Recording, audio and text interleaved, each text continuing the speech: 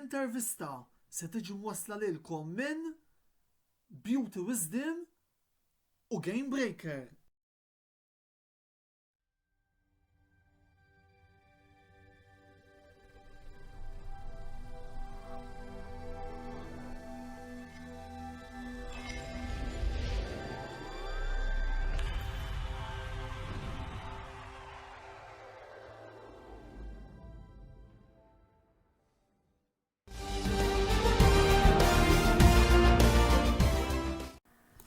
Antonella Bella jselmilkom u jilqakom għas 56 episodju mis-sensiela l-intervista. Lejla se nkomplu nitkellmu fuq il-kampjonat dinji tal-Formula 1 li ser jibda ġewwa l-Bahrejn nhar il-ħadd li ġej fejn sejrin nitfgħu l-enfasi tagħna fuq it-tliet timijiet li mistennija jiġġieldu għar-rebħ tal-kampjonat ta' din is-sena li huma il-Mercedes, ir-Red Bull u l-Ferrari. Għal dan il-għan il-lejla miegħi fuq il-panel għandi l-sewwieq veteran Joe Anastasi u l-uffiċjal ta' Velocity Sports Racing u amministratur tal-forum fuq Facebook Dilettanti Maltin tal-Formula 1 Andrew Zarb li ġa minn issa nixtieq nirringrazzja tal-lejla aċċettaw l-istedina li jingħaqdu magħna. Passoltu jekk tixtiequ tgħidu tagħkom fuq dak kollu li ser nkunu qegħdin niddiskutu matul il-programm tal-lejla intom tistgħu tagħmlu dan fis-sezzjoni tal-kummenti li għandna marbuta apposta ma' din ix-xandira.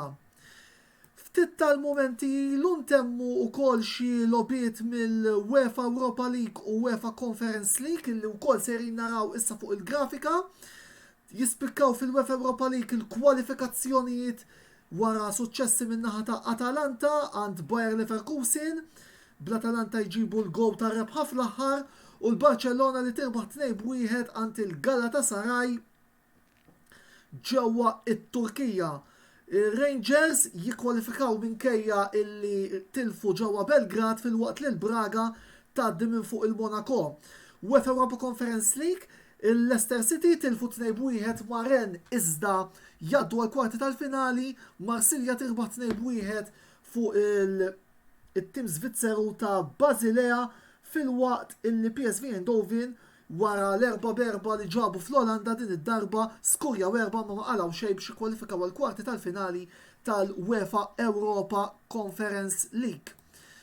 Barra minn hekk ukoll bħalissa hemm għaddej is-sitt lejl tal-Kazoo Premier League Darts ukoll fejn għandna dawn l-aġġornamenti. Michael Van Gerwen li jitlef 6-4 kontra Gerwin Price fil-waqt li Michael Smith jirbaħ 6-1 kontra James Wade għal-laqstant l-ewwel semifinali li sejrin naraw il-lejla ser tkun appuntu dik bejn Michael Smith u Gerwin Price.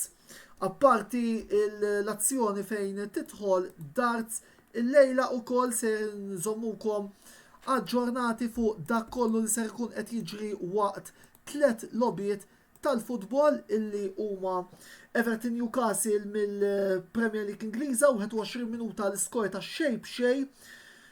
Mill-UEFA Europa League West Ham United kontra Sevilla 5 minuti lob l-iskor huwa dak ta' xejn b'xejn fil-waqt li mill-UEFA Europa Conference League 7 minuti lob Roma xejn Vitesse xejn. U naħseb illi issa wasalna wkoll biex nibdew nitkellmu ftit mal-mistednin tagħna. U l-ewwel domanda ser tkun waħda diretta. Mingħajr ma noqogħdu nduru mal-lewża. Minn dak li rajna s'issa fit-testijiet, taħsbu li din is-sena ser tkun ġlieda bejn 3 timijiet li huma il-Mercedes appuntu, ir-Red Bull u l-Ferrari? Jibda Andrew u mbagħad jirrispondi Joe. Mela, l-ewwel qed insellem Antonello nsellem lilek Joe. Rigward id-domanda tiegħek, jiena naħseb dis-sena hemm lok biex iva tkun ġlieda bejn 3 timijiet, għandek kif semmejt tajjeb inti, Mercedes, Red Bull, Ferrari. Ferrari werew potenzjal diċenti ħafna fit-testing u Red Bull deru naħseb jiena l-aħjar tim mid-tests li kellna ġewwa l-Bahrejn.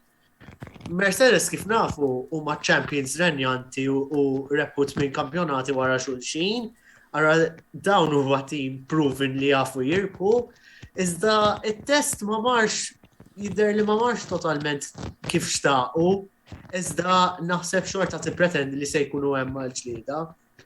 Li għandek però forsi jaf tagħmilha diffiċli biex tkun ġlieda bejn tliet timijiet, il-konsistenza minn dawk it-tlieta ħajkun hija diffiċli ħafna biex ikollok tliet timijiet mod konsistenti jiġġieldu għall-kampjonat sal-aħħar nett. Tista' tiġri imma nemmen li mhix se tkun faċli. Joe, l-ewwel kummenti tiegħek fuq dan kollu fuq intom għandek taħsibx li tkun ġlieda bejn tlieta dis-sena? Jiena qed nispera li tkun bejżiet minn tlieta, mhux tlieta biss. Tajjeb.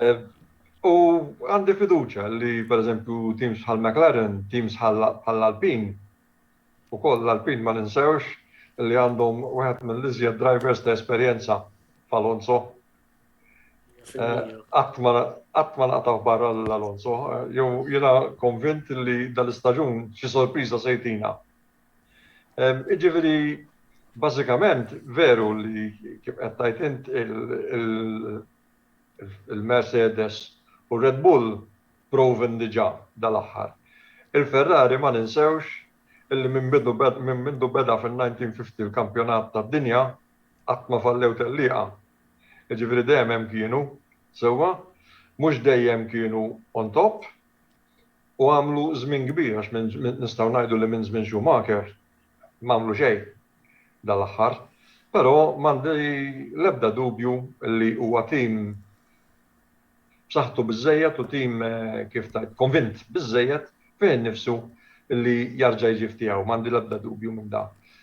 Fuq dak li rajna fil-provi sissa, jiena ngħid li sija Red Bull u sija l-Mercedes it-tnejn qegħdin sandbagging ħafna. Ħafna. Mhumiex qed juru xejn. Aħna nkunu nafu kellha jrid għada u pitada. Mhux għada nibdew għada. Għada jkollna l-ewwel sessjonijiet ta' provi liberi. Ħajja talla nibdew fl-aħħar.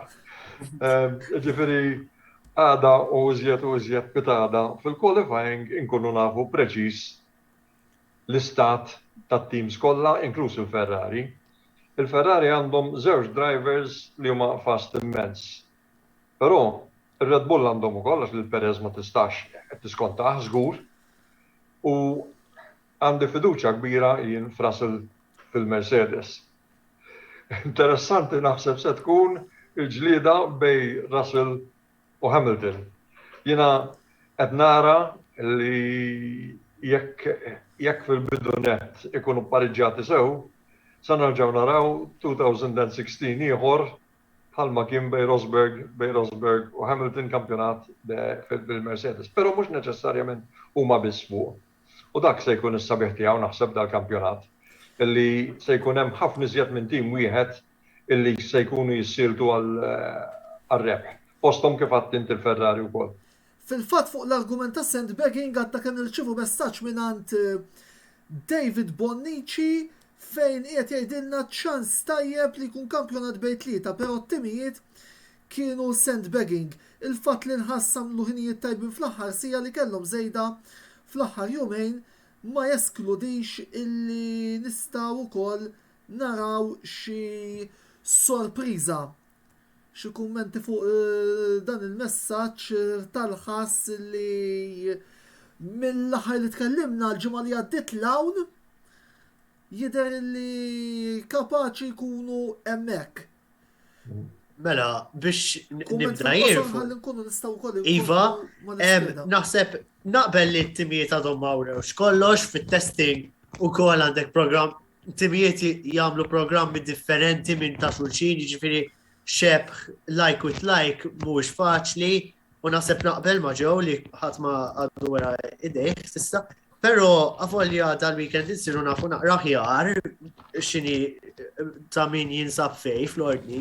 Dis-sena rridu niftakru li minħabba il-karozzi ġodda, regulations ġodda, technical regulations, ħajkun hemm ħafna developments.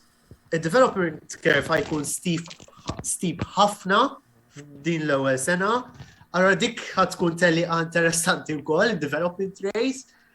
ħan semmi punt zaħir fuqhom jidher li kellhom test ħafna ups and downs ma jidher li kellhom għandhom potenzjal biex għalmenu jmorru ħafna ħjar minn is-sena oħra. Li semma ġew ukoll fuq xufiera, naħseb iridu niftakru wkoll illi hemm Max Verstappen għall-kampjonat li dan huwa champion renjanti u huwa xufier ta' livell għoli ħafna. Fuq Verstappen se nitkellmu appuntu iżjed tard biss Andrew. Ħan nitkellmu naqra fuq it-tim li żommija inti, it-tim tal-Mercedes, fejn wara dak kollu li rajna ġewwa Abu Dhabi, it-tim fuq kollox Sir Lewis Hamilton ser joħorġu determinati iżjed minn qatt qabel li mhux biss iżommu l-kampjonat tal-kostrutturi iżda li jagħtu lil-sewwieq minn Stevenage id-tmien titlu li jfisser ukoll ir-rekord ta' kampjonati tas-sewwieqa mirbuħa li jżommu għalih. X'sensazzjonijiet għandek għal dan l-istaġun fejn jidħol it-tim li tappoġġja? Mela, l-ewwel ħaġa naqbel miegħek perfettament li se jkunu determinati iżjed minn qatt qabel biex joħor jieħdu l-kampjonat, iżommu l-kampjonat tal-kostrutturi u biex wieħed biex-xufiera tagħhom jieħu l-kampjonat lura minn Max Verstappen li ħada s-sena l-oħra. Tajjeb, niftakru wkoll li dis-sena l-Mercedes se jkollhom id-driver change, hekk kif George Russell se jkun qed isuq flimkien ma' Lewis Hamilton flok Valtteri Bottas u di se tkun aspett interessanti. Rigward aspettattivi personali tiegħi tal-Mercedes, naħseb li dis-sena minkejja li forsi ma kellhomx test totalment ottima jew kif xtaqu, nemmen li se jkunu ma ta' fuq jisfidaw żgur biex jirpu l-żewġ kampjonati. Jiena naħseb dik għandu jkun l-expectation għal dak it-tim. Min-naħa l-oħra ma nistax ma nsemmijiex anki fid-dawl tar-rwol li għandek inti fih dan Velocity Sports Racing li intu wkoll il-kap tal-stewards, jiġifieri, li kollok ħafna xogħol ma fuq Velocity ser nitkellmu żjed tard fit-tieni parti tal-programm.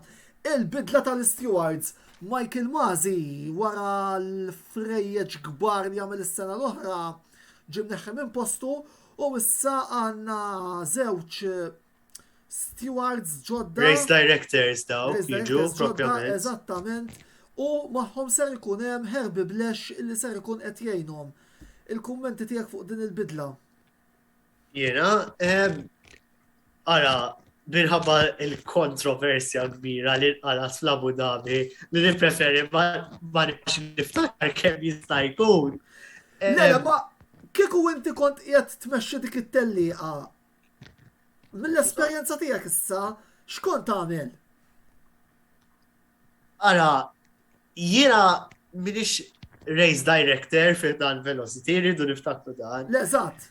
Imma hija ovvja li Michael Masi għamel froġa sħiħa hemmhekk u l-pożizzjoni tiegħu ma kienx tenibbli minħabba dak li ġara fl-Abu Dhabi u kienet se kera ħafna kieku baqa, right or wrong, jiġifieri.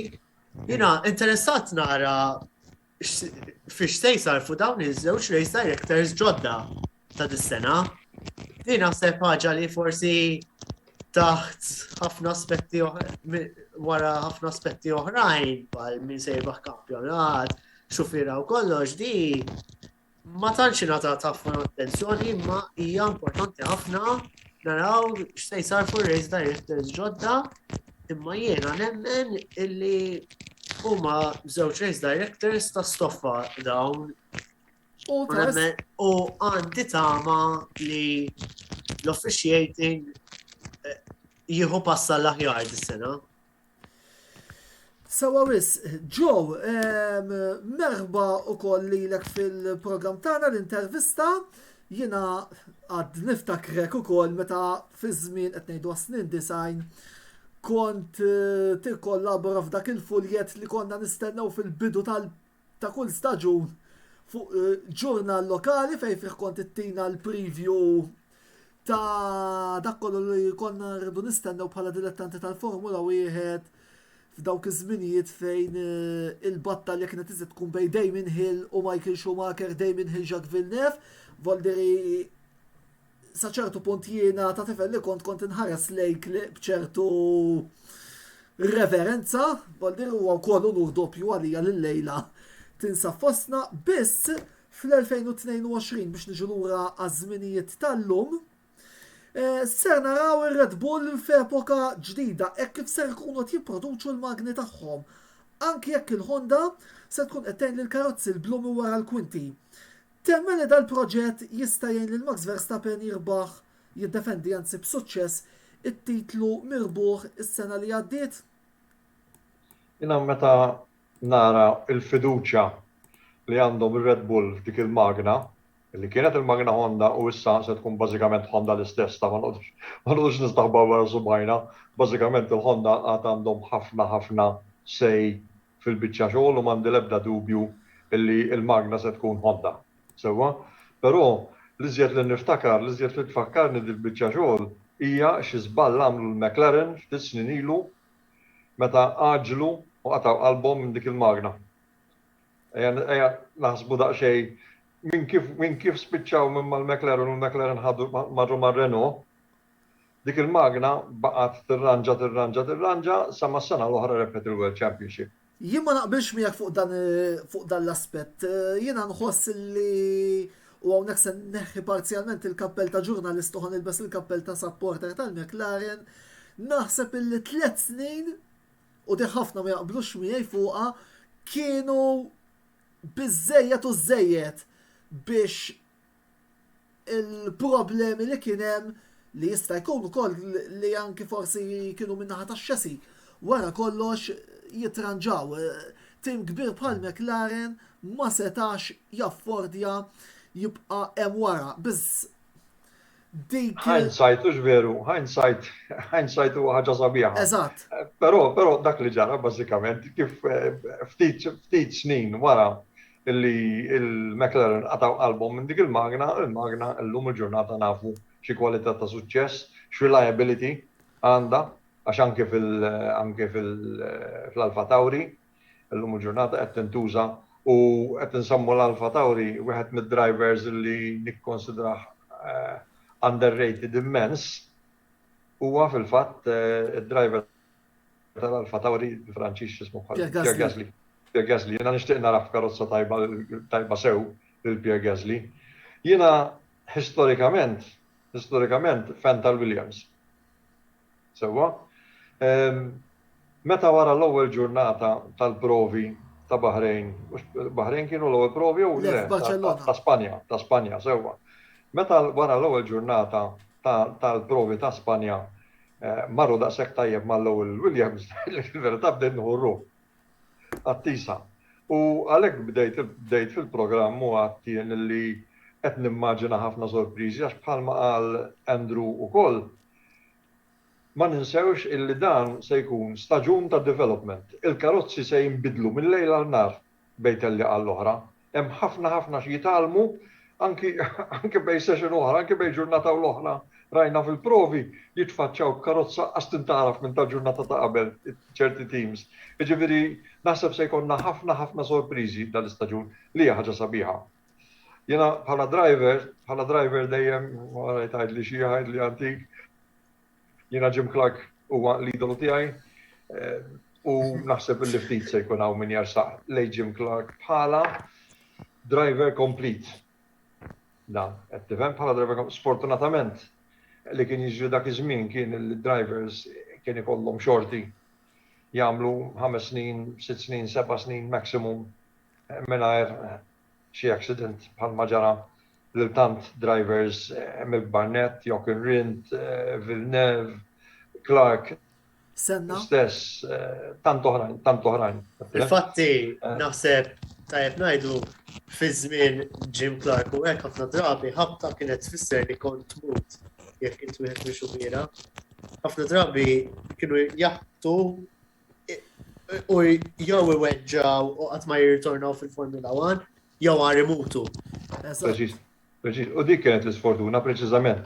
Ġifieri Clark meta inti tieħu l-istatistiċi ta' Jim Clark fil-ftit snin li għamel fil-Formula 1 kellu għandu jkun kważi Fenomenali l-istatistiċi tiegħu. 50% wins. 50% wins. B'dak il-ftit u ma ninsewx li dak iż-żmien 7 Grand Prix, 8 Grand Prix fis-sena, mhux 20.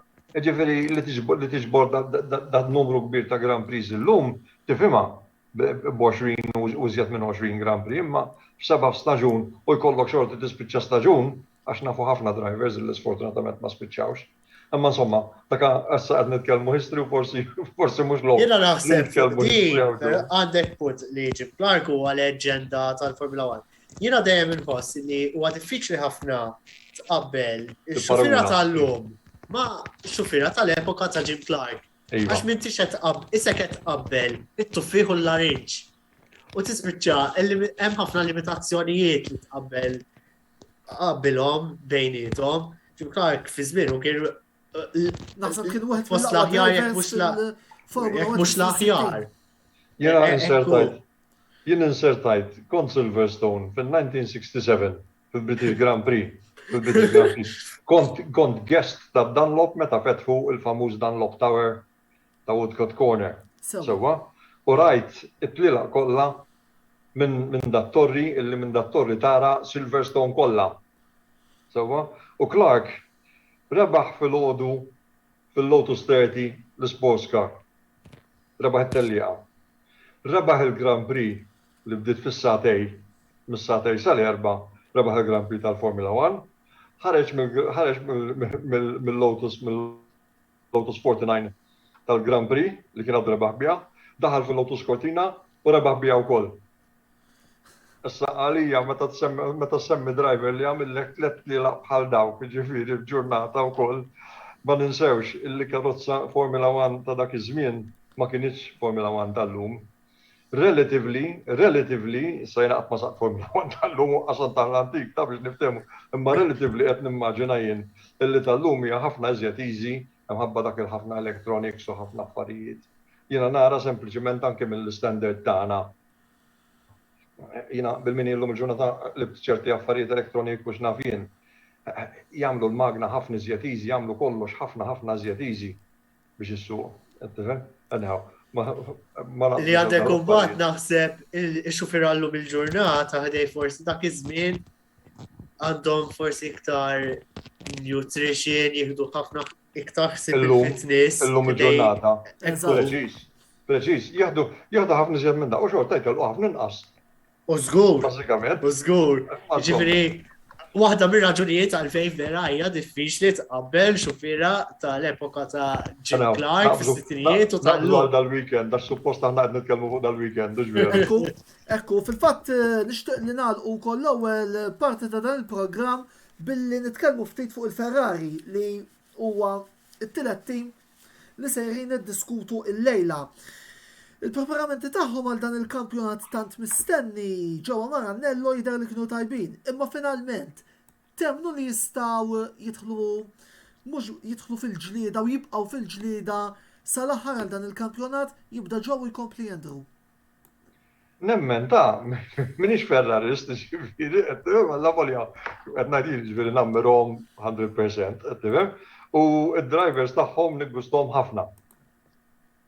Sija Leclerc, sija Sainz. Sewa, drivers tajbin ħafna li namlhom żgur fit-top, ejja ngħidu top 10 biex sewa bit-top 10 tal-bħalissa, it-tnej kemm huma, it-tnej nemmen illi huma bl-istess ċans li jirbħu għax it-tnej tal-istess kapaċità. U t-tnej nemmen li huma kapaċi daqs, ejja ngħidu daqs it-top drivers net. Il-Ferrari issa naraw x'inhi kapaċi toffrilhom.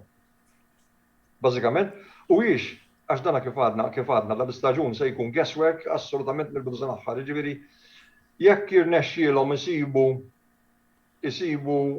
xi modification, xi improvement il-Ferrari fuq ħadd ieħor, żgur li se tkun quddiem. Kemm se jdumu quddiem qabel ma ħadd ieħor se jsib xi ħaġa oħra għax ma ninsewx il-Red Bull għandhom l-Adrian Newey. U Adrian Newey għalija huwa fori klassi assolutament. Ġifiri l se jkun kampjonat interessanti ħafna. U ma nixtieqx li nżommu biss li ngħid illi se jkun Ferrari, Red Bull u Mercedes, qed nispera illi jkun hemm anki teams oħrajn illi jkunu kompetittivi wkoll. Mela, rigward Ferrari, ara, jidher li kellhom pre-season kif xtaqu. Għandhom żewġ xufira tajbin u għandhom naħseb fost l-aħjar, jekk mhux l-aħjar driver line-ups li hemm fuq il-grid. Charles Leclerc u Carlos Sainz huma xufira tajbin ħafna ta' livell kif naħseb għal ġew easily top 10 within the current grid. Li għandhom Ferrari jiena ara nemmen li huma żgur kapaċi mqarrib li laqd is-sena tajjeb ngħidu li Ferrari l-aħħar telli għal repu kien fl-2019 ġewwa Singapore. Jiġifieri ara kemm ilhom bla rebħa l-ewwel u qabel kollox. Ilhom iżjed minn sentejn. Iżjed minn sentejn, għalhekk. L-ewwel pass li jridu jieħdu attwalment huwa li jirbħu t-tliela. Bla ma ninsew ukoll kemm ġew viċin is-sena li għaddiet f'Silverstone. Meta Leclerc kien żewġ lebs il-bot milli jirbaħ. Iva. Milli jagħti rebħ oħra Taljana ġewwa l-Ingilterra. Iva.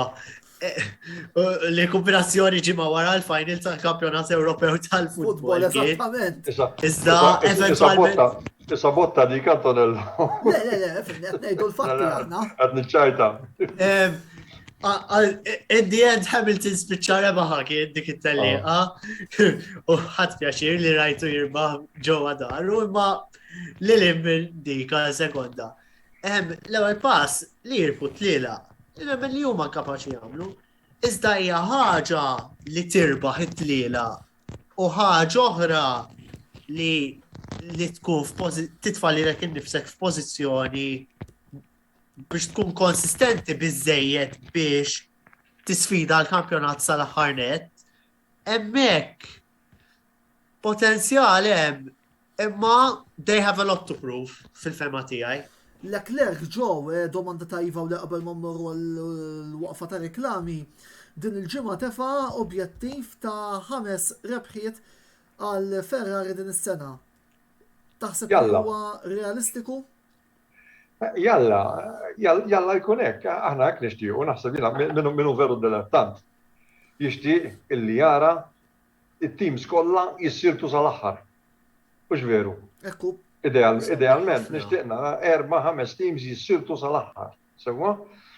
Kif diġà għadt Leclerc u anki Sainz għalija huma top grade drivers kollha kemm huma. Issa, li se tidħol biċċa xogħol għall-kampjonat hija di. Issa, illi jekk se jaqbdu jagħtu bejniethom. Għandi domanda fuq hekk fit-tieni parti tal-programm, Joe. Kif? Għandi domanda fuq hekk fit-tieni parti tal-programm, Joe. Mela ħan nistennew stat-tieni parti tal-programm. Eżattament. Mela. U fil-fatt Sainz ħajkun qed jimmira l-ewwel rebħa tiegħu fil-Formula 1. Dan għadu laqas rebaħ telli. Ekku wkoll. Jiġifieri ħajkun hemm ħafna x'naraw għal Ferrari dis-sena. Ekku wkoll. Grazzi lil Joe Lendru, imorru issa waqfa qasira ta' reklami. Fit-tmim dawn ir-reklami ser nintroduċukom ukoll mas-sigla uffiċjali li l-Kamra Sportiva ser tkun qed tuża għal video logs kollha li ser nagħmlu fuq il-Formula 1 matul din is-sena. Għaldaqstant ibqgħu magħna dalwaqt nerġgħu nkunu magħkom.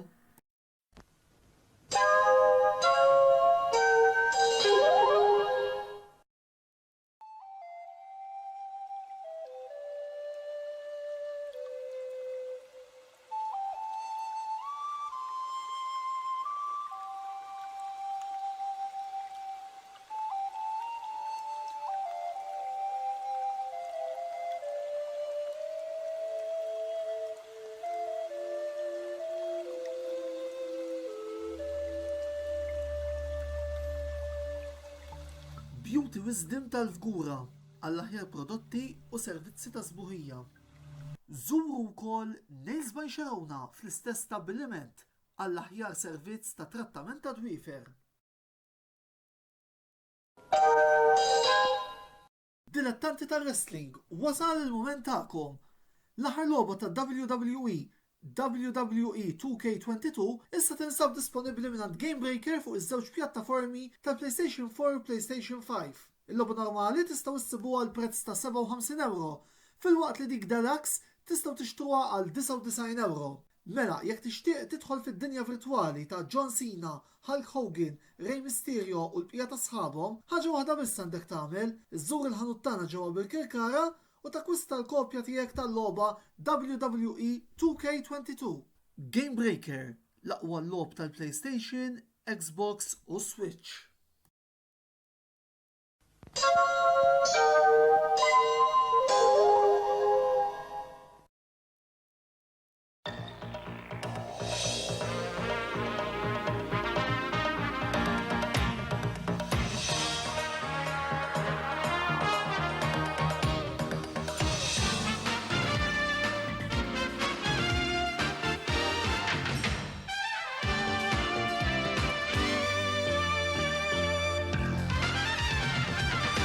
Sinjuri u sinjuri, dik li għadkom kemm rajtu hija s-sigla uffiċjali li l-Kamra Sportiva ser tuża l-kontenut kollu viżwali li ser innoħorġu matul dan l-istaġun, partikolarment dawk il-famużi videos ta' analiżi li ser jirritornaw fit-tmiem kull tiġrija fejn jien ukoll nkun qiegħed ngħid tiegħi iżjed mill-lenti ta' partitarju. Matul dawn il-videos fil-fattada wkoll ser ikollna l-ewwel video iżda fuq ħanitkellmu fl-aħħar parti tal-programm fil-konklużjonijiet. Mill-bqija, merħba lura għal programm l-intervista l-produzzjoni ta' diskussjoni sportiva li kull nhar ta' ħamis qed iżommilkom kumpanija. Illum komplejna nipprevedu l-istaġun tal-Formula 1 li ser jibda nhar il-ħadd li ġej f'Sakir fil-Bahrejn u magħna lejla għandna fuq il-naħa fuq il-lemin l-sewwieq veteran Joe Anastasi u minnaħa l-oħra fuq ix-xelluk l-uffiċjal ta' Velocity Esports Racing u amministratur tal-forum fuq Facebook dilettanti Maltin tal-Formula 1 Andrew Zarb. Tinsewx li jekk għandkom xi domanda x'tistaqsu l-mistednin tagħna tgħaddu xi kummenti forsi fuq dak li qegħdin ngħidu. Tistgħu tagħmlu dan billi tħallu l-kummenti tagħkom fis-sezzjoni li għandna marbuta apposta ma' din ix-xandira.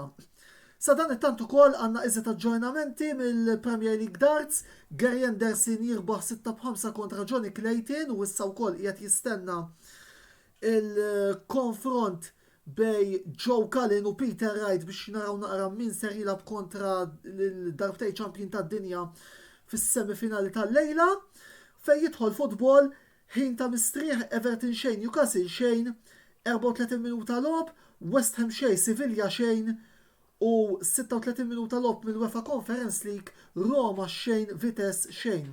Mill-istess kompetizzjonijiet, UEFA Europa League 36 minuta lob, Lyon 1, Porto 1, ovvjament qed nitkellem fuq lobit fejn bidel l-iskor, 36 minuta lob ukoll fil-Conference League, PAOK Saloniko 1, Gent xejn, Lask tal-Awstrija 1, Slavia Praga 1 u il-Bodo Glimt it-tim Norveġiż jirnexxielu jikkwalifika għal-kwarti tal-finali wara li ġie 2-2 fil-ħin barrani kontra Leidz Alkmaar. Inkomplu issa fuq il-Formula 1, Andrew, lura lik, u tema li issa nixtieq naqbad naqra fuqha hija appuntu George Russell li saf l-aħħar din is-sena wara t-tajjeb kollu illi urina s-sena li għaddiet u fil-snin l-oħra passati mal-Williams, issa qegħdin narawh fil-mattim li miegħu ilu ftit ta' żmien issa, għaliex ma ninsawx li mal-Williams kienu kol b'self. X'rol ser ikollu s-sewwieq ta' Kings Lynn matul dan l-istaġun? Dak ta' sfidan ta' rebħ tat-titlu? Jew xi rwol li ser jaraħ jitgħallem minn Hamilton qabel ma jieħu rridni fideh kif ser Lewis jirtira? Mela, rigward Russell, qabel xejn biex nispjegaw lin-nies, tajb infakru lin-nies hemm barra u forsi anke hawn nies li qed jarawna li forsi mhumiex daqshekk dilettanti tal-Formula 1 allura niċċarawha magħhom. Dan għamel 3 snin mal-Williams, kellu miegħu bħala teammates lil Robert Kubica fl-ewwel staġun u mbagħad fit-tieni u tielet staġun lil Nicholas Latifi. fit-3 snin li għamel Russell ma dat tim, tista' tgħid li domina kontra dawn iż-żewġ teammates li kellu u wara potenzjal tajjeb ħafna u naħseb li jien kien jistħoqlu dan il-move mal-Mercedes.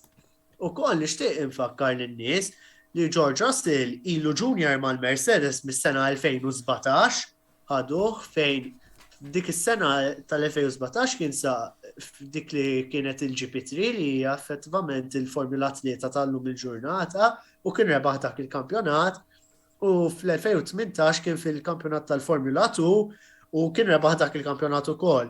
U jien niftakarni ngħid li George Russell kelli feeling tajba li kellu potenzjal biex ikun tajjeb fil-Formula 1. Issa, jien semmejt kif Iva domina kontra Kubica u Latifi, iżda Lewis Hamilton ħajkun sfida totalment differenti. Hamilton nafu li huwa champion tad-dinja għal 7 darbiet u huwa proven winner. Rebaħ 103 it-tliela fil-Formula 1, jiġifieri da mhux se jkun pushover. Nasib rigward ir-wol għal Russell l-ewwel nies Iva għandu ħafna xi jitgħallem f'da il-passi enormi ta' development li se jagħmel dis-sena jiena nippretendi li se jagħmel pass enormi fid-development tiegħu dis-sena purament minħabba l-fatt li se jkun f'team differenti li huwa se jkun realistically qed jisfida l-kampjonat u apparti minn hekk il-fatt li għandu teammate proven bħalma qed qabel ta' Hamilton. Issa, jiena naħseb ila biex tippretendi li Russell ħaj jirbaħ kontra Hamilton, imma nemmen li se jkun ta' ċertu sfida u kedda għal Hamilton, imma tiġi mill-ewwel din għandi ftit dubji, imma jidher li Russell integra ruħu tajjeb s'issa mat-tim, jiġifieri da clearly il-pjan tal-Mercedes huwa biex dan eventwalment ikun qed immexxi dat-tim mill-lenti ta' xufier wara kif qed inti Hamilton ma jibqax ma' dan it-tim u aktar xi jtira. Jiena fil-fatt tara sitwazzjoni simili għal dik li kellhom il-Ferrari fl-2006 meta ġabu lil Massa wara diversi snin mislu. Iva, hemm similaritajiet. Kif taqbad Massa mel dik is-sena jitgħallem minn Schumacher qabel ma mbagħad effettivament ħarridni tat-tim għall-perjodu bejn l-2007 u l-2009. Ma nafx taqbilx ma daħsib. Nara similaritajiet, biss il-Ferrari flok Michael Schumacher ħadu l-Kimi Raikkonen li dak iż-żmien kien fost l-aqwa xufier l-aqwa xufier, jiġifieri kemm ħarridni fidejh Massa minix totalment. Dik hija storja oħra, però jiena kont inħoss li kien qed jiffavorixxi iżjed lil Massa dak iż-żmien biss. Insomma, biss fl-2007 Kimi Raikkonen rebaħ il-kampjonat.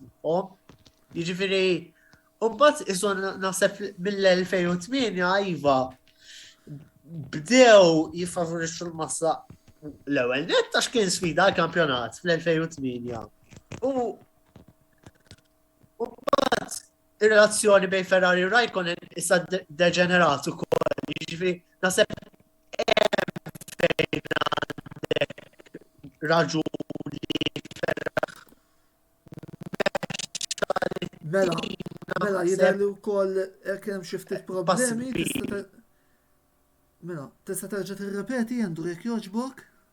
Mela, rigward ta' Massa, Raikkonen rebaħ il-kampjonat fl-2007. U mbagħad fl-2008 wara issu l-ewwel nofs tal-istaġun, it-tim isu b'xi mod beda jxaqleb lejn Massa biss tajjeb il-fakru lin-nies li Felipe Massa kien sfida l-kampjonat fl-2008 u tilef biss punt fis-sena fejn Lewis Hamilton kiseb l-ewwel kampjonat tiegħu, jiġifieri u mbagħad fl-2009 ishom vera Massa kellu ftit affarijiet favorih, iżda wkoll ir-relazzjoni bejn Ferrari u Raikkonen iddeġenerat ukoll u fl-aħħar tal-2009 fil-fatt Kimi Raikkonen telaq ma' dak it-tim u għamel sentej barra mill-Formula 1. Jiġifieri hemm ftit similaritajiet bej ta' Schumacher u Massa f'Hamilton u Russell, imma naħseb hemm differenzi wkoll. Mela għanna u koll messaġġ d-darba nixtieq risposta minn għandek, Andrew, manki minn naħa ta' ġew minħab fil-lenti tas sewwieq. Dan kien ċappara, dan jidher li huwa parti ta' Red Bull fejn qed jgħidilna għajdu li kemm il-darba Russell ħajisma' Hello George, this is James, bħalma kien jisma' Bottas. Ma nafx hekk forsi xaħat iwieġeb All right. Mela, lil dak il-ewwel qed inselliblu. Di kultant naħseb hemm ftit esagerazzjoni fuqha ta' din li hemm James Valls involut li huwa James Valls għal min ma jafx huwa il-Motorsport Strategy Director tat-tim tal-Mercedes. Dan imma ġeneralment jintervjeni f'ħafna każijiet ta' team orders. Issa rigward u x'se jkun hemm team orders dis-sena, jiġifieri hija domanda tajba. Jiena nħoss li jiena dejjem nara li jidħlu fis-staġun kull tim naħseb bil-pretenzjoni li it-tnejn għandhom opportunità ugwali. Iżda wara ftit ta' tliela, x'se jiġri? Mhux neċessarjament kulħadd tifhimni. Forsi nemmen l-Red Bull żgur li le. Ħanajdlek. Għax it-tibsu ilu snin twal imdawwar fuq Verstappen. Imma Verstappen Ferrari bdew bit-tim kollu puntat fuq Leclerc imma mbagħad Sainz dawwar kollox fit-trakka, Għalhekk qed ngħidlek jiena nemmen jibdew b'mod ugwali għax tibda minn zero fil-bidu tal-istaġun. Veru li Hamilton huwa provi f'dak it-tim, allura il-pressjoni huwa fuq Russell biex jekk xejn jikmanda is-support imma jiena nħoss li team orders ma tantx użawhom fil-bidu ħlief jekk ikollok sitwazzjonijiet ta' strateġiji differenti u biex liħor ma biex pereżempju jekk ikun għamel pit stop wieħed u joħroġ eżatt wara liħor li ma jkunx għadu kemm għamel pit stop u t-tim jgħid lil liħor biex iċedilu mill-ewwel. Għax dak ikun purament fuq strateġija differenti li tagħmel sens timponi team order, imma purament għall-enti tal-kampjonat naħseb dejjem jieħu 5-6 tliela biex tara fejn jkunu qegħdin. Għax dawn, pereżempju, ejja ngħidu għandek Hamilton u Russell. Permetti li sekonda Andrew li x'daħlilna aġġornament minn ġewwa Londra, il-West Ham jiftħu l-iskor kontra s-Sevilla permezz ta' Thomas Susek fid-39 minuta. Għal daqstant West Ham 1, Sevilla xejn. Ok. Li rrid ngħidu bej Hamilton u Russell pereżempju, jekk daw jibdew relativament ugwali, imma jekk daw se jkunu battalja ma' xufir ta' tim ieħor, eżempju Max Verstappen. F'xi punt wieħed se jispiċċa jieħu rridni fidej, issa jkun min ikun. Issa naraw bej Hamilton u Russell, u mbagħad naturalment it-tim iva se jkollu jimbotta favur dak ix-xufier f'battalja ma' xufier ta' tim ieħor, u hemmhekk iva nemmen li jkollhom jitlu team orders.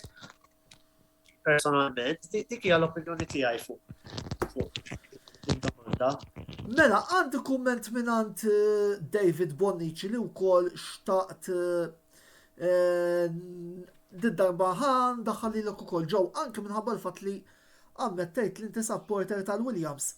Għal ras il-kollox jiddependi kif se jmur fil-kwalifikazzjoni. Parentesi żgħira, George Russell kien ħalfama ta' Mr. Saturday għal provi ta' kwalifikazzjoni eccellenti li kien ikollu. Jekk ikollu passaħja minn Hamilton, se jkun diffiċli li jagħtu team orders fil-bidu tal-kampjonat. Minna ħal-oħra jerġa' jwieġeb Duncan fejn jgħidilna Russell ħajkun b'saħħtu żgur, karozza żied b'saħħitha u xufier determinat li jrid jirbaħ. Jien għandi feeling li se jteħkedda lil Lewis alla volja Lewis għandu esperjenza kbira u żgur ħajnqara xi naqra ta' ħesil bejniethom. Ġo. Mela, storikament il-Ferrari dejjem nafuhom bit-team orders. Sija Schumacher, sija qabel Schumacher, etc. Sewwa. Issa, dis-sena ma nistax nara kif se jagħtu team orders illa li diskors fuq il-Mercedes għal-issa. Kif? It-tnejn huma tal-Ferrari huma ugwali u kollha jridu jirbħu. Ir-Red Bull l-istess ħaġa għalhekk ġejja l-Mercedes. Ir-Red Bull l-istess ħaġa bażikament. Il-Verstappen huwa World Champion u allura xi ftit jew favorit se jkun. Kieku ma ħallsuhx dak il-kollha ta' flus għal dak iż-żmien kollha sewwa. Però Perez irid jirbaħ ukoll, Perez mhux se jibqa' dejjem second fiddle.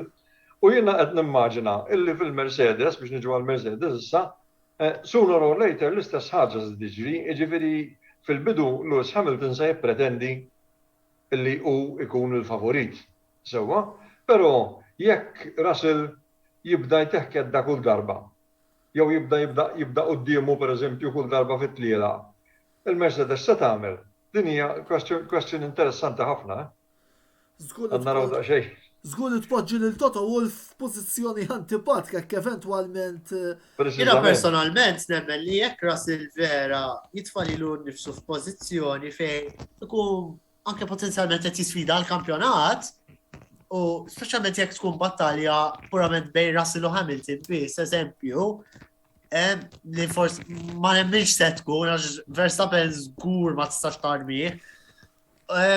Iħalluhom itelqu u dik taf toħloq situazzjoni interessanti ħafna.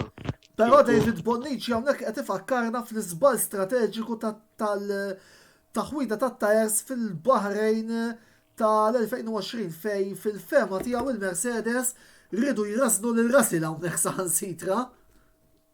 Ħanajtek, meta għandek ix-xufiera tiegħek, inti trid l-aħjar riżultat għalihom.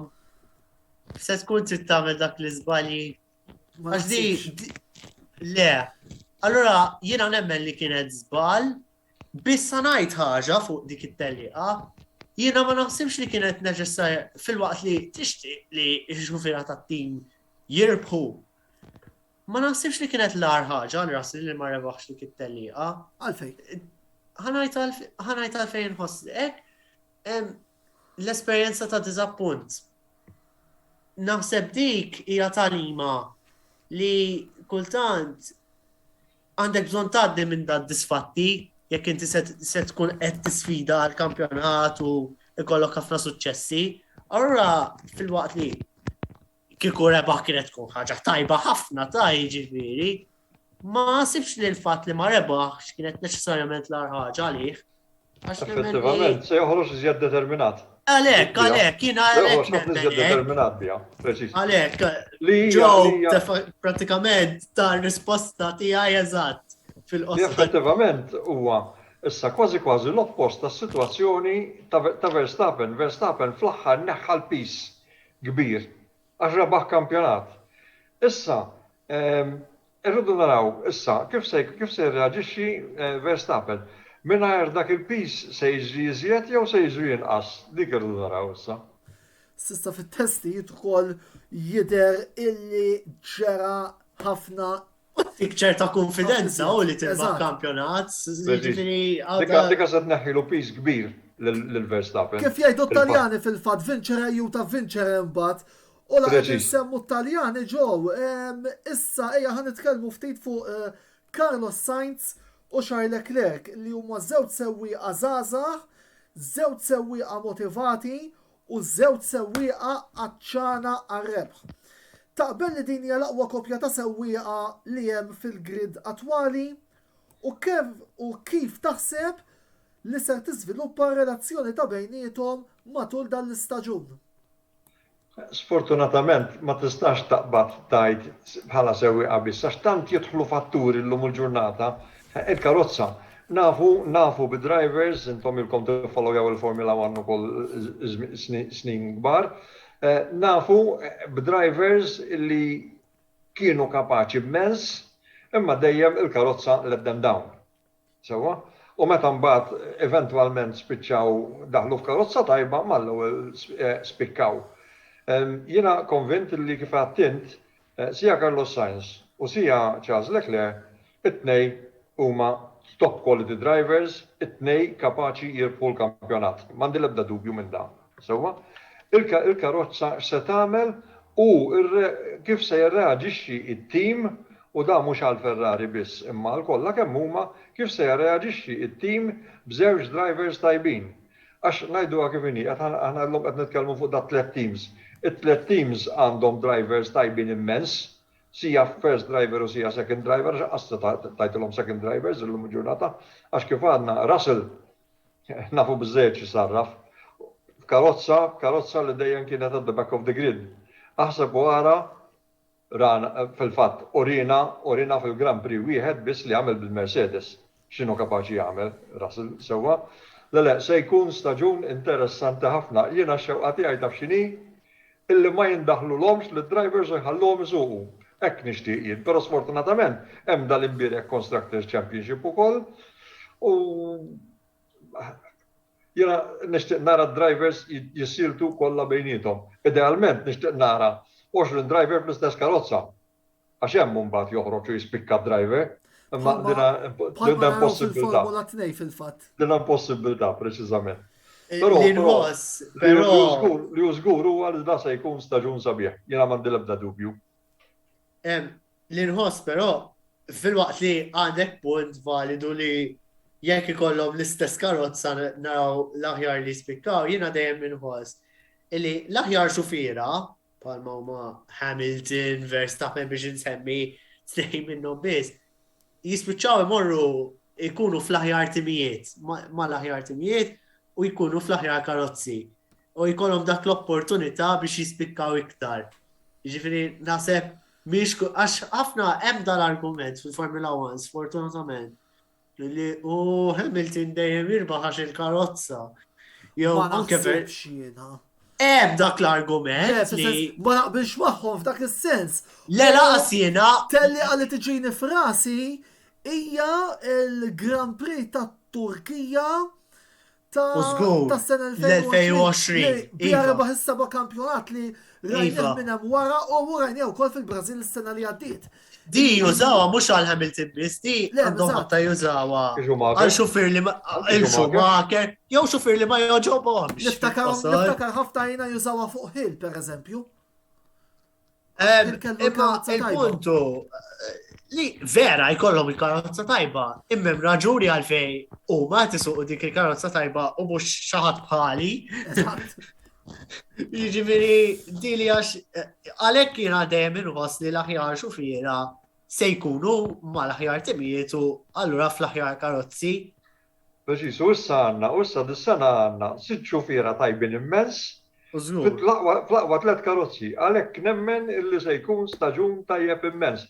Let them race, però di l-ġismu tiegħi, di il-question mark tiegħi. Se jħalluhom itelqu jew ma jħalluhomx itelqu kollha kemm huma. Kollha kemm huma. U anki bħala regolamenti qed nitkellmu issa bħala l-FIA illi ħalluhom isuqu. Daqshekk. Il-messaġġ tiegħek diġà qed nifhmu Voldiri anki f'ċertu episodi fejn forsi is-safety car ma jkollix għalfejn tidħol jew ħafna teknikalitajiet żgħar ħallihom isuqu. Jena dak, mux jena, kullħat irid jarhom itelqu, kollha kemm huma. Issa naraw, però kif qed ngħidu, dan għandu huwa staġun li jipprometti ħafna l-Italja. Eżattament. Andrew, illum nista' ngħid li tinsab fostna f'diversi ruoli, dak ta' uffiċjal ta' Velocity Sports Racing, dak ta' partitarju tal-Mercedes, u dak ta' amministratur tal-forum dilettanti Maltin tal-Formula 1 li fuq diġà tkellimna l-ġimgħa li għaddiet ma' Mario Azzopardi illi nsermulu minn hawnhekk. Nixtieqek illejla tikkonċentra fuq ir-rwol li għandek ma' Velocity Sports Racing u tina ftit l-aħħar aħbarijiet minn dan il-moviment illi huwa wieħed fost l-aqwa fejn tidħol, anzi huwa l-aqwa moviment fejn tidħol il-Formula 1 virtwali u da mhux qed ngħidu hekk għax modestament jiena u inti konna tista' tgħid it-tnejn li tfajnilhom il-lixka. Mela Velocity Sports Racing biex infehmu lil nies barra huwa organizzazzjoni fejn organizzaw tal-e-sports fejn aħna norganizzaw kampjonat tal-Formula 1 fuq il-logħba F1 2021 ta' fuq il-PlayStation u dan il-lob virtuali, ġi per esempio anke kellna kampjonat tal-Gran Turismo is-sena l-oħra u minix 100% ċert bħalissa, imma naħseb li hemm il-pjanijiet biex din terġa' ssir fis-sajf. Nista' nikkonferma ħoblok jiena wkoll. Għaliex tajb ngħidu wkoll li anki jiena għandi ftit involviment Iva, jiena involut anke fit-tmexxija ta' din l-organizzazzjoni u fil-kumitat.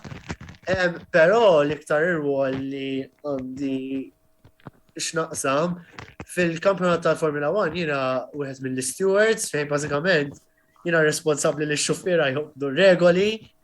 Hija rwol ibsa mhix faċli, ma tistax tikkuntenta lil kulħadd fiha, iżda trid tkun ma tridx tkun influenzat minn forsi esterni u external forces u trid tkun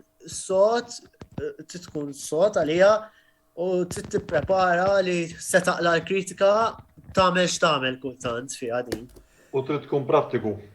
Iva, prattiċità f'kwalunkwe organizzazzjoni nazzar da ngħidlek ġew fil-ħajja u Antonello prattiċità hija life skill tista' tgħid. Ekku, forsi tina ftit outline ħafif ħafna fuq is-sitwazzjoni fil-V1 Malta Race, fil-V1 Malta Series. Mela, għandna żewġ kampjonati tal-Formula 1, għandna l-V1 Malta Series u l-V1 Malta Series Tier 2. Fil-V1 Malta Series, Ryan Carabotto huwa il-mexxej tal-klassifika u jidher li dan se jikseb il-kampjonat tal-V1 Malta Series ta' dis-sena.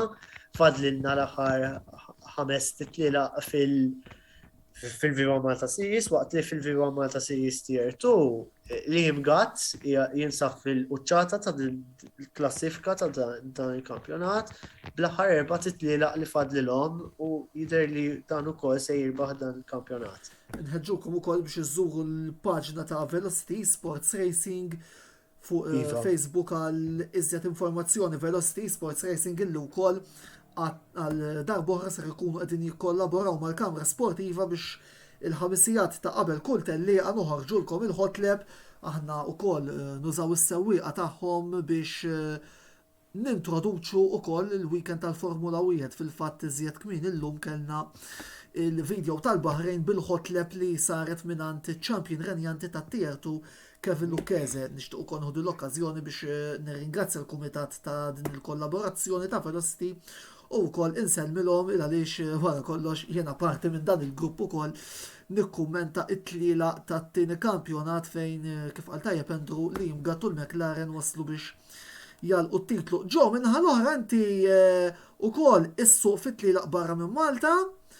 Ma nafx hekk forsi tixtieq tina ftit aħbarijiet fuq dak l-aspett ta' motorsport? La hija ta' dak fostna? L-aħħar aħbar ma tantx ħellu għax suppost għadha fil-għodu l-isqallija u sfortunatament mħabbar mal-temp maħna żejrin xejn, ma insomma. Però iva bħalissa jien personali qed nieħu parti fil-Time Attack Championship ta' Rakalmuto illi s-sena l-oħra l-baħter klassi fil-fatt l-aħħar 3 snin wara xulxin il-baħter klassi f'dak il-kampjonat. Kampjonat li qed jikber ma' kull event, ġifieri qed ikollu fuq il-mid entry dejjem. Maltin qed niżdiedu ħafna fil-fatt dal-weekend suppost konna se nkunu minn għalija 23 driver Maltin. Il-Maltin nista' ngħid li jibrillaw assolutament u din ħaġa li niftaħar ħafna biha u nibqa' niftaħar biha u nibqa' ninsisti illi alla volja m'għandniex il-faċilitajiet hawnhekk xorta nibbrillaw fil-motorsport. Meta ngħidlek pereżempju illi f'dal-aħħar 10 snin it-track record ta' Rakalmuto huwa fidej Malti f'dal-aħħar 10 snin. Sewwa f'karozza li bnija hu stess ukoll. Sewwa dika waħda. Iżjed minn hekk għal ġematej oħra kellha jrid suppost jibda l-kampjonatu di veloċità. Il-kampjonatu di veloċità huwa circuit racing propja ġifieri. Ġifieri grid start, qualifying, etc. Grid start u 2 8-lap races. U għaldi ukoll ikun hemm diversi Maltin li jieħdu parti u dan huwa kampjonat sabiħ immens ukoll. Jibda ġimgħatej oħra. U fejn se jsir? Dawn ikunu classic cars, dan l-istess Rakalmuto iva. Dawn ikunu classic cars? Issa għall-kampjonatu di veloċità għandek tlielaq tal-classics. Għandek tlielaq tal-touring cars regolari, sewa, u għandek tlielaq tal-formula u sports cars, u ma Taljani kollhom ukoll għax dan wieħed mill-ikbar kampjonati li hemm sqalli, mhux sqalli għall-Italja kollha, il-kampjonat ta' 500, is-700 minikar. Kampjonat kienet immens, ikun hemm naħseb bej 20 u 30 karozza fuq il-grid.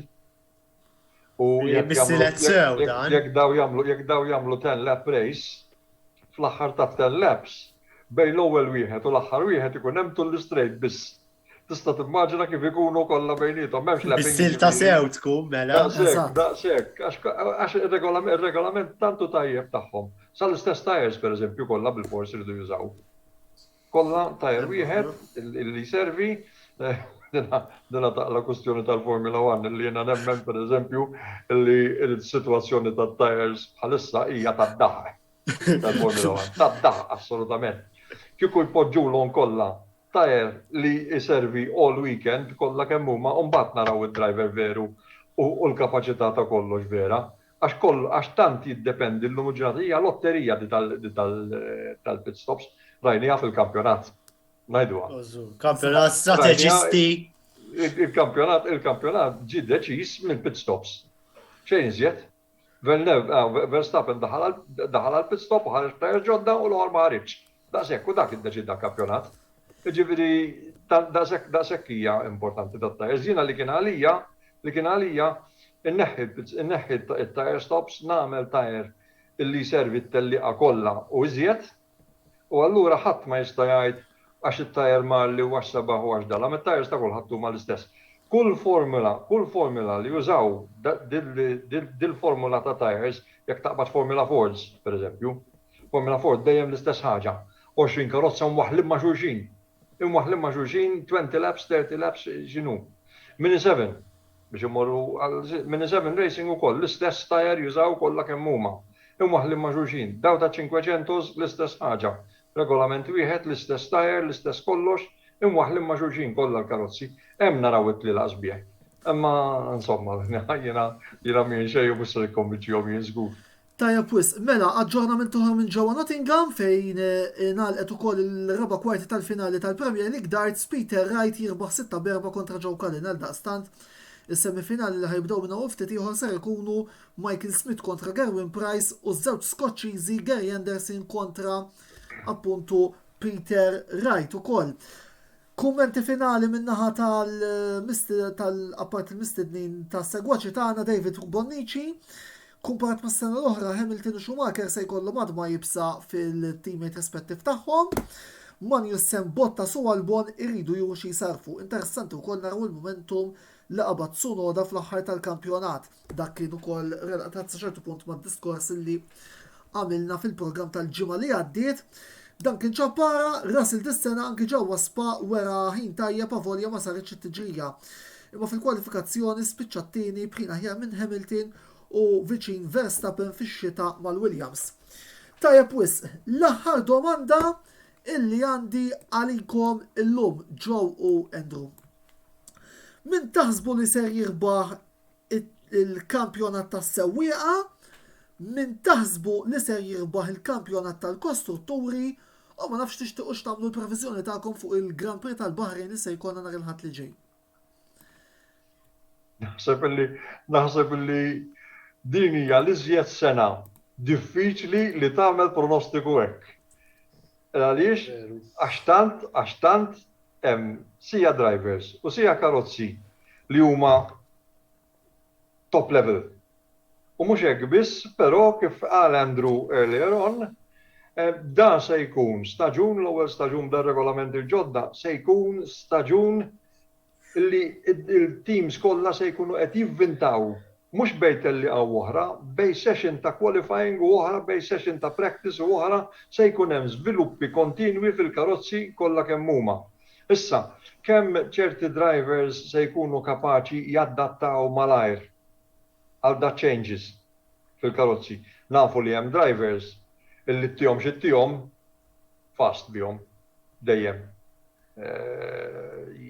Villeneuve springs to mind immedjatament. Villeneuve kont it-tieħ xi senna. It-tieħ xi isuq u jaddatta għalija. Ronnie Peterson kien l-iżjed wieħed illi dak ħanna rakkonta storja żgħira ma nafx kemm fadlilna ħin Ronnie Peterson. Il-ħin ġaq biżnih voldi.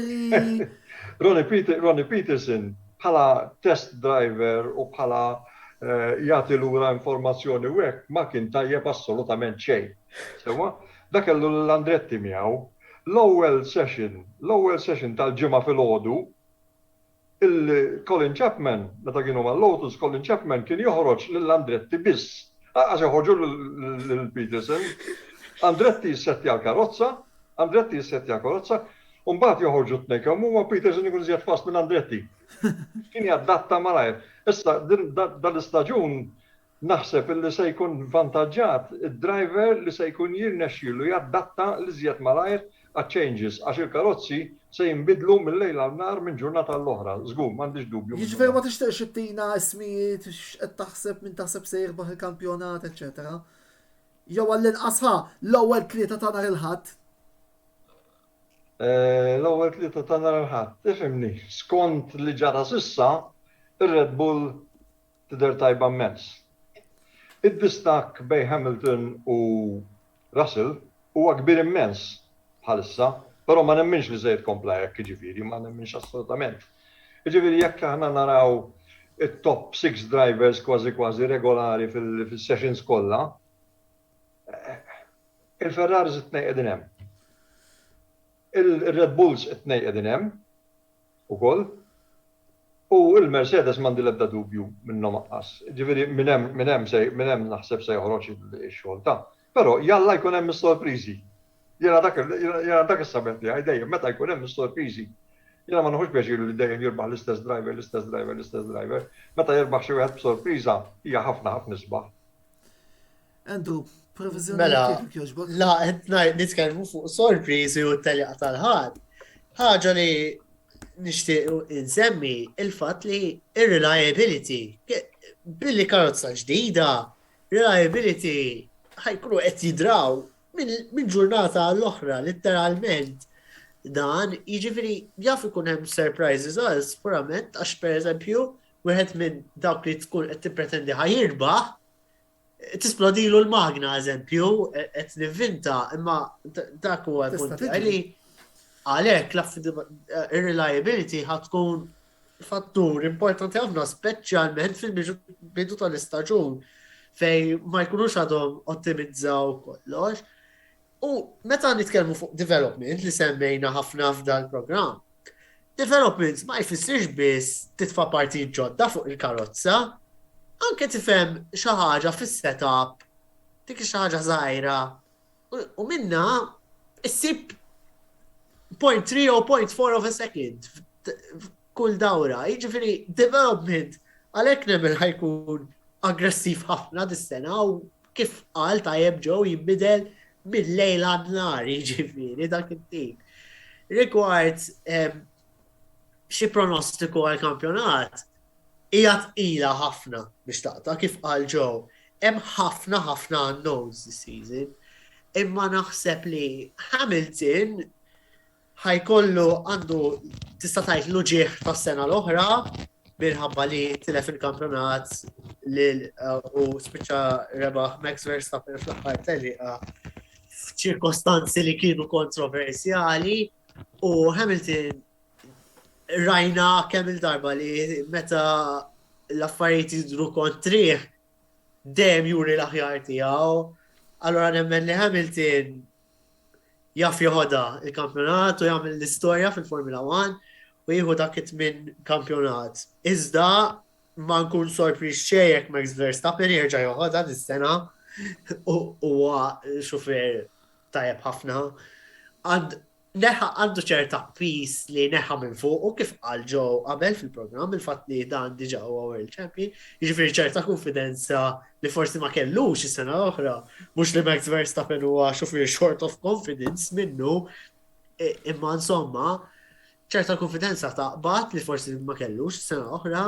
Ara Hamilton u Verstappen ħajkunu qed jisfidaw żgur jerġgħu. il-Ferrari, il-xufira tal-Ferrari interessat naraw x'livelli kollhom l-ewwel ta' karozza u fejn jibqgħu tul staġun sħiħ. U Charles Leclerc hemm ħafna hype fuqu. Ilu bil-hype tista' tgħid meta kien fil-Formula 2. Da s'issa rebaħ żewġ titlielaq biss fil-Formula 1. Kapaċi jagħmel il-qabża milli jirbaħ tlielaq għal jisfida l-kampjonat, dan għad irridu nsiru nafuh.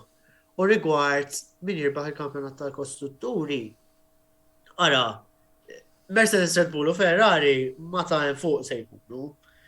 Jiena nħoss li Mercedes għandhom line-up b'saħħithom ħafna. U naħseb on balance huma forsi ftit aħjar minn Red Bull. Minkejja li Red Bull għandhom xofir b'saħħtu ħafna f'Max Verstappen. Jiena naħseb li l-Mercedes jerġgħu jieħdu l-kampjonat tal-kostrutturi. Fil-fatt anke sena l-oħra minkejja li Hamilton ma rebaħx il-kampjonat u spiċċa rebħu Verstappen fil-Red Bull, xorta waħda l-Mercedes spiċċaw rebħu l-kampjonat, ġifieri naħseb Mercedes jibdew bħala favoriti jirbħu l-kostrutturi, biss ma tistax tarmi l-Ferrari milli jkollhom sena tajba, imma naħseb tkun tqila ħafna lihom biex jirbħuha. Mela, jiena ħankun direttu konċis, Hamilton ċampjon tad-dinja tas-sewwieqa u se nilab gamble għal kostrutturi u ngħid Ferrari. Grazzi Joe u Andrew tal-li l-lejla kienu magħna fil-programm u grazzi wkoll l-sponsors tagħna illi huma Beauty Wisdom u Game Breaker.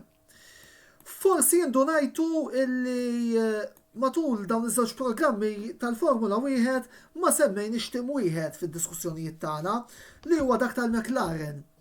Fuq hekk għada għal-ħabta tal-5:30 fit-tmiem it-tieni sessjoni ta' provi liberi jien ser nkun qiegħed intella xandira diretta fuq din l-istess paġina fejn ftit momenti appuntu wara tmiem is-sessjoni se nkun jien illi b'mod esklusiv se nkun qed ngħid tiegħi fuq x'naħseb u x'qed nistenna mit-tim ta' Zach Brown u Andreas Seidel matul dal-2022 għal daqstant se jkun hemmhekk ukoll ħalli taraw ftit x'għandi xi ngħid fuq il-tim tal-Papajas għal din is-sena. Għada filgħodu min ikun disponibbli nistiednu biex għal-ħabta ta' 8:30 isegwi l-programm TVAM fuq l-istazzjon nazzjonali TVM fejn fih jiena ser nkun qiegħed ngħaddi wkoll se nkun qiegħed nagħmel intervent fuq l-istaġun tal-Formula 1 u minn hawn nixtieq ukoll nirringrazzja lill-istaff ta' TVM Sport illi għal darb'oħra oġobhom jaċċettaw li jistidnuni għal dan il-programm fuq it-televiżjoni, dawn huma wkoll momenti li jgħinu anke lill-Kamra Sportiva, qed nitkellem bħala editur ta' dan il-netwerk isemma leħnu u jkollu opportunità li jkollna ftit ta' coverage ukoll. Il-Kamra Sportiva li fit-tmiem il-ġimgħa l-enfasi ser tkun iżjed fuq il-motorsport li x'ħar ikollna diversi rubriki tal-Formula 1 fosthom ir-riżultati, il-kummenti wara l-kwalifika, l-ordni ta' tluq, il-kummenti ta' wara t-tellieqa issa fuq hekk se nkellimkom ukoll iżjed tard, biss ukoll se nkunu qed naġġornawkom sew fuq il-Formula 2 li ħatibda wkoll ġewwa Sakir kif ukoll il-ħadd filgħodu fuq il-Grand Prix tal-Indonezja li ser ikollna dak min-naħa ta' MotoGP. Il-ħadd filgħaxija il-pjan huwa li jkollna l-ewwel programm mis-sensiela analiżi doppja għal din is-sena fejn matulu ser nitkellmu sew fuq il-logħba Inter Fiorentina mis-serja Taljana li tkun intlabet is-Sibt, kif ukoll l-ewwel kummenti tiegħi fuq il-Grand Prix tal-Bahrejn illi ser ikun instaq ftit tas-sigħat qabel. Ovvjament ukoll ikollna s-soltu rubriki tal-futbol u fejn jidħol darts il-Players Championships ngħid ukoll grazzi lill korrespondenti kollha ta' tim tal-Kamra Sportiva illi flimkien miegħi ser ikunu qegħdin jagħmlu dak kollu possibbli biex inkomplu ntellaw l-aqwa servizz lill-pubbliku sportiv Malti kollu fejn jidħol Formula 1 din id-darba. Mhux ser nkun waħdi, speċjalment fejn jidħlu l-voti li nagħtu wara kull telli din id-darba ser nkunu jien Wayne Micallef u Daisy Tabone li ser noħorġu voti komplessivi wara kull tellaq biex imbagħad joħorġu it-tnejn wara nofsinhar. Inħeġġukom ukoll biex tidħlu fuq l-istazzjon uffiċjali tagħna fuq YouTube fejn madwar sija oħra ukoll dan il-programm ser ikun qiegħed online mal-diversi programmi oħra, video vlogs u kif ukoll il-programmi kollha mis-sensiela l-intervista illi kellna ikollna minn ġimgħa għall-oħra, jiġifieri u kif qegħdin taraw il-ġimgħa d-dieħla l-intervista ser tirritorna fejn għandna l-pjaċir nħabbru illi ser ikollna bħala mistieden lill-ex leġġenda ta' Hamrun Spartans li ta' bitkellmu fuq futbol lokali, Raymond Vella, magħruf bħala il-Mundu illi ser ikun qiegħed magħna l-programm tal-ġimgħa d-dieħla fejn jiena u Mark Xkembri ser nkun qegħdin nagħmlu intervista nitkellmu fuq il-karriera tiegħu u fuq iż-żmien tal-glorja li hu kellu mat-tim ta' Hamrun Spartans. Sakemm nerġgħu niltaqgħu jiena Antonello Abela ma tfadalli xejn iżjed xi nżid ħlief, grazzi tal-li segwejtuna llejla u l-lejli tajb il-kulħadd. Saħħa!